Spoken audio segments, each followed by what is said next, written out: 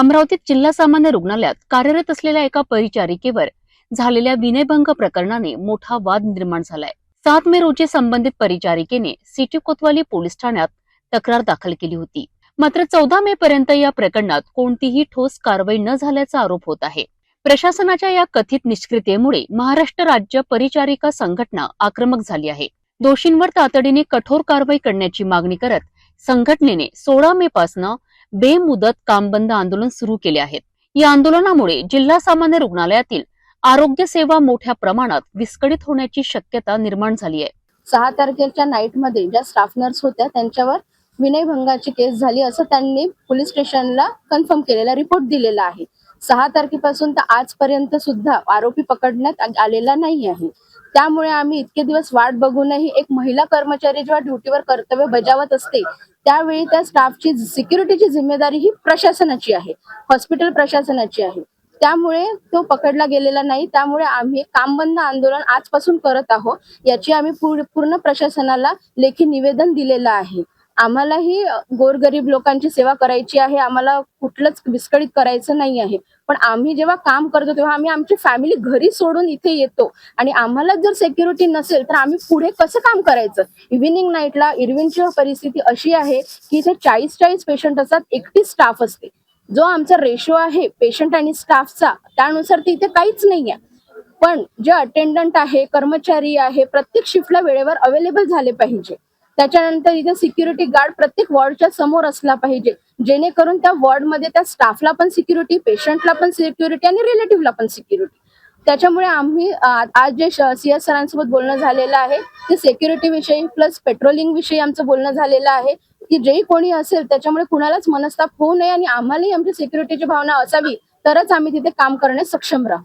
या आंदोलनामुळे जिल्हा सामान्य रुग्णालयातील आरोग्य सेवा मोठ्या प्रमाणात विस्कळीत होण्याची शक्यता निर्माण झाली आहे।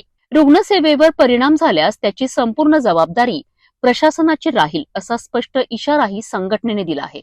जर लवकरच न्याय मिळाला नाही तर हे आंदोलन केवळ अमरावती पुरते मर्यादित न राहता संपूर्ण महाराष्ट्रात विस्तारण्याचा इशाराही परिचारिका संघटनेने दिला आहे।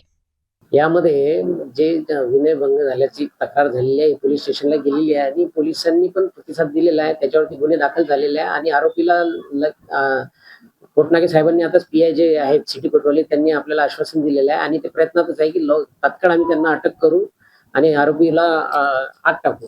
आणि आता आमच्या इथं माझी सिक्युरिटी आहे त्यांना पण सूचना केलेल्या आहेत की आणखी आपल्याला जे चांगले स्ट्रिक्ट करता येईल स्ट्रिक्टपणाने हे करावे आणि प्रत्येकाने आय कार्ड देण्यासाठी आपण आधी पण होते आणि आता कोणी बाहेरचे व्यक्ती असे भटकता कामा नये त्यासाठी पोलीस प्रशासनाला त्यांनी पण आश्वासन दिले की आमचे पण पोलीस सिव्हिल ड्रेसमध्ये कॅम्पसमध्ये येतील आणि त्यांच्यावर पण देखरेख करतील। आणि माझ्या कर्मचाऱ्यांना आता मी सूचना दिली की अनोळखी व्यक्तीला कुठल्याही आतमध्ये कुठलं अनोळखी व्यक्तीला प्रवेश देऊ नका। त्यांनी आरोप केला त्याच्याबद्दल मी चौकशी निश्चित चौकशी आम्ही त्याची चौकशी राहू आणि खरंच जर दोषी असेल त्याच्यावर कारवाई करण्यात येईल हे निश्चितच आहे। आणि तुम्ही जसं म्हणताय की आता आम्हाला तेव्हाच माहित पडले की ह्या अनोळखी व्यक्ती येतात इथे। आता हे सार्वजनिक पब्लिक ठिकाण बरेचसे येतात, कोणाला आपल्याला एकदम हे करता येत पण आम्ही तरी त्याच्यावर देखरेख करण्याचा प्रयत्न करू आणि याच्यामध्ये परत होणार नाही या घटनेकडे गांभीर्याने लक्ष देऊ।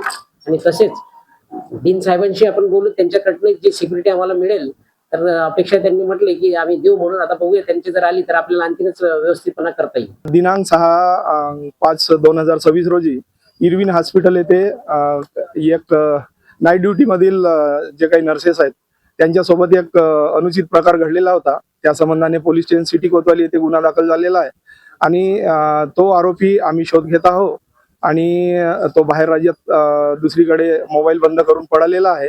तर आमचे युद्धस्तरावर त्याला शोधण्याचे प्रयत्न सुरू आहेत आणि आज रोजी माननीय सिव्हिल सर्जन साहेब आणि त्यांचे पदाधिकारी आणि नर्सेस युनियनचे पदाधिकारी यांच्यासोबत आताच आमची मीटिंग झाली।